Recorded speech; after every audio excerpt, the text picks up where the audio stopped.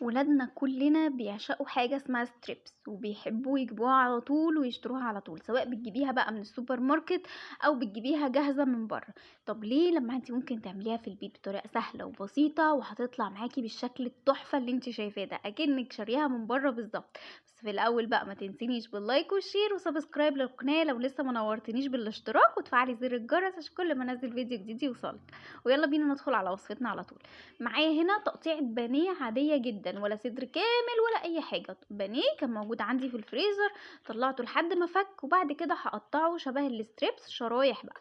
عايزة الشرايح بقى بتاعتك طويلة صغيرة تخينة براحتك. التقطيع الاول صبع الستريبس اللي انتي بتحبيه قطعي بيه. شوفي بقى انتي ايه المفضل بالنسبة لك وقطعيها، مفيش ابسط ولا اسهل من كده. تقطيعة بانيه عادية، ولا هندقها ولا هنعمل فيها اي حاجة. هخلص بقى الكمية اللي معايا كلها كده بالتقطيعة، نفس التقطيعة اللي انتي شايفاها دي. بعد ما هخلص بقى تعالي بقى نحط المحلول بتاعنا اللي احنا هنسيب فيه الفراخ ده ليلة كاملة، يعني من بالليل لتاني يوم، او تقدري تعمليها الصبح لحد ميعاد الغدا. هنحط بقى بصل باودر، توم باودر، 7 بهارات، بهارات فراخ، كاري، ملح وفلفل اسود وبابريكا. دي بهاراتنا، تيجي نقولهم تاني: بصل باودر، توم باودر، 7 بهارات، بهارات فراخ، كاري، بابريكا، ملح وفلفل اسود. دي البهارات بتاعتنا الاساس، التتبيله بتاعتي. بعد بقى ما هظبط البهارات وتظبطي ملحك وكله، هنقلب بقى البهارات دي كلها مع بعض. وبعد كده عايزه ميه ساقعه، يعني ميه تكون يعني مش متلجه من الفريزر، بس تكون ساقعه قوي. المَيّة الساقعة بتخلّي لي الفراخ تشرب من البهارات حلو أوي، يعني بصراحة، وبتخلّي لي الأنسجة بتاعة الفراخ بصراحة طعمها جميل. وهتشوفي بعد السِوَى أصلًا الفراخ طالعة من جوّه بياضها ناصع إزاي. ما باحطش خل يا جماعة، أنا في التتبيلة هنا ما باحطش خل خالص. بانزل بقى بالمَيّة كده، إن أنا أدوّب البهارات دي في المَيّة. وبعد كده بعد ما بالاقي يعني باحس إن هي استكفت خلاص، باحط الفراخ. أنا عايزة المَيّة بالبهارات بتاعتي دي تغطي لي صوابع الستريبس يعني تبقى صوابع الستريبس عندي متغطية بالمية بالبهارات دي. الخلطة دي تقعد فيها من بالليل لحد تاني يوم او من الصبح بدري، يعني كل ما هتحطي الفراخ بتاعتك في المحلول ده فترة طويلة، كل ما الفراخ هتاخد نكهة وطعم حلو قوي. هتبقى الفراخ عندك كده واخدة من البهارات اللي احنا حاطينها وشاربة منها. خلصت بقى هنا، هغطيها وادخلها بقى التلاجة واسيبها. وتعالي بقى نشوف بعد ما نسيبها بقى في التتبيلة دي هنعمل ايه. هنجيب بعد كده طبقين مع الفراخ اهي، طلعتها من التلاجة، انا عملتها من بالليل لحد تاني يوم.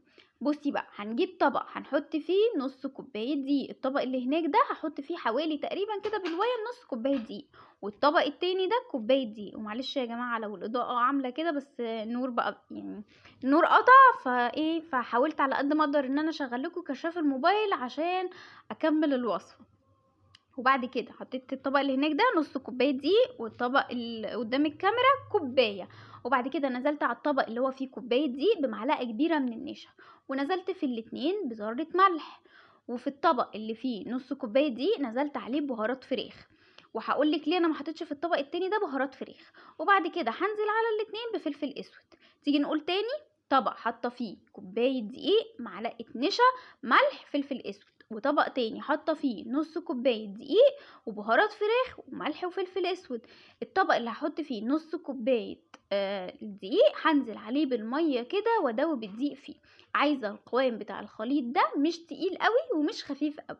عايزه لما انزل فيه الفراخ تشيل من الخلطه دي، فما تخليهاش تقيله قوي عشان ما تبقاش عجينه بعد السوا. وفي نفس الوقت ما تبقاش ميه اللي هو الفراخ مش بتشيل منها، يعني مش بتشيل من الخلطة دي. تمام كده. والطبق التاني ده هقلبه كله على بعضه. طب انا ليه ما حطيتش بهارات فراخ في الطبق اللي فيه نشا؟ عشان الطبق اللي هو فيه كوباية الدقيق والنشا ده هيبقى الكفر النهائي بتاعي. لو حطيت عليه بهارات فراخ هتخلي الكفر من بره لونه ما يطلعش فاتح، وممكن يتحرق مني وانا بحمره في الزيت. فانا عايزه لونه يطلع ذهبي وحلو، فما بحطش عليه اي بهارات تغمقه، هو بس الملح والفلفل الاسود والنشا، مش اكتر من كده. وصبحت هنا بقى عندي خلاص الخلطه جاهزه. هاخد بقى الفراخ بتاعتي بالميه بالبهارات اللي فيها، هنزل في الخليط اللي هو فيه ميه، الخليط ده الاول السائل، وبعد كده هحط في الدقيق على طول. بصي بقى كل ما عايزه الفراخ بتاعتك الحرفشه او القرمشه اللي فيها دي تطلع واضحه وظاهره زي ما شفتي في الفيديو، تقلبي في الدقيق حلو قوي، تفضلي تقلبي في الفراخ 10-15 تقليبه كده. يعني بصي كل ما هتقلبي في الفراخ الفراخ في الدقيق بتاعتك، كل ما الخرفشه او حركه القرمشه اللي بتبقى بره دي هتظهر. بصي هتقلبي وتنطري كده، وانتي بعد ما بتيجي تنطري بصي هتلاقي ان حركه القرمشه دي ظهرت عندك في الفراخ. انا هنا هحط حوالي يعني بصي في حاجه تانية عايزه اقولها لك قبل ما انسى، معلش يا جماعه لو الكلام بيدخل في بعضه. اهم حاجه بقى لما تيجي تحطي الفراخ في الدقيق، اوعي تسيبيها فتره طويله، يعني ما تبقاش انتي لسه حاطه قليه وتبداي تجهزي في الفراخ في الدقيق وتسيبيها، الحرفشه اللي فيها والقرمشه بتاعتها هتروح. لازم تخلصي الفراخ بتاعتك في الدقيق، تقلبيها في الدقيق وتجهزيها وتنزلي بيها على الزيت على طول.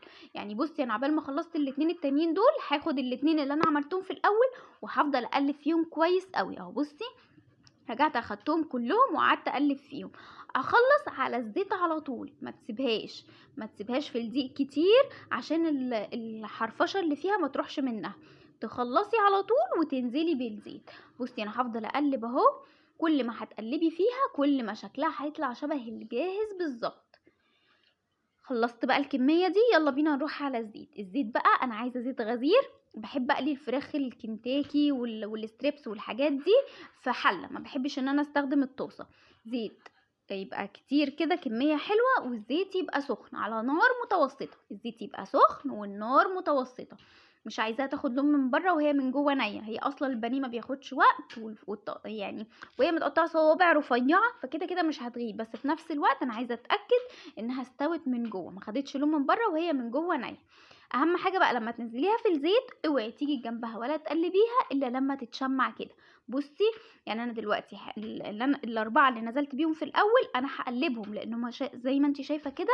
بصي خلاص اتشمعت في الزيت واخدت الشكل. انا بصي هنا بوريكي، بصي شكلها من بره عامل ازاي، تحفه، اخدت خلاص الشكل شبه الستريبس اللي احنا بنجيبه جاهز من بره. قلبتهم، اللي انا لسه حطاها مش هاجي جنبها ومش هقلبها عشان خاطر هي لسه محطوطه، فعشان ما تبص مني والدنيا ما تبص مش هاجي جنبها الا لما تتشمع تماما. هبدا بقى اقلب فيها براحتي. بصي بقى هنا النار عندي وسط والزيت كان سخن، اخدت لون حلو وخلاص وانا متاكده خلاص ان هي كده استوت من جوه وتمام. هطلعها بقى من الزيت. انا قبل ما اطلع من الزيت على طول ببقى يعني شغاله في الفراخ مجهزاهم، اللي هي يا دوبك ما بيقعدوش وقت في الدقيق الا بس الوقت اللي انا بطلع دول وانزل دول. بصي بقى شكلها عامل ازاي، شبه اللي انت بتشتريها بقى ايا كان، بتشتريها مجمده من السوبر ماركت اللي هي نص مقليه او بتشتريها جاهزه، انضف واحلى بجد بكتير من اللي بتتباع بره. كفايه ان انت عاملاها في بيتك وواثقه من الحاجه اللي انت عاملاها، جايبه فراخ نظيفه، زيت نظيف، تتبيلتك وحاجتك انت اللي عاملاها بايدك. نزلت بالقليه التانية وكانت خلصت معايا. بعد كده هطلعها بقى من الزيت وهحطها بقى في طبق. عايزه تحطيها في طبق اهم حاجه ما تطلعهاش على مناديل، خليها حطيها على مصفى عشان تصفي الزيت بتاعها خالص. طلعت بقى قليه كده وهنزل بالقليه التانية، دي القليه التالتة كمان مش التانية. انا طلعتها على طبق، يا طبق يا اما مصفى، واهم حاجه ما بلاش مناديل. بصوا بقى بعد ما خلصنا الكميه كلها، بصي شكلها عامل ازاي، تقليبه الدقيق بتاعت اللي احنا بنقلبها هي اللي بتعمل فيها الشكل ده.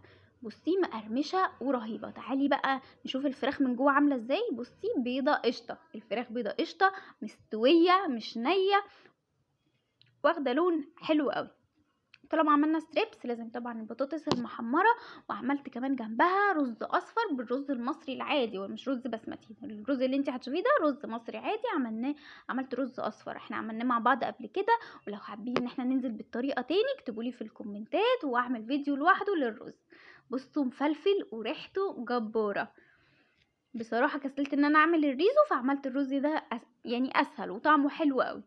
كده الوجبة عندنا بقت بصي ولا وجبة المطاعم، رز اصفر وستريبس وبطاطس محمرة، وجبة رهيبة سهلة وبسيطة ما خدتش مننا وقت خالص. اتمنى ان الوصفة عجبتكم وما تنسونيش في اللايك.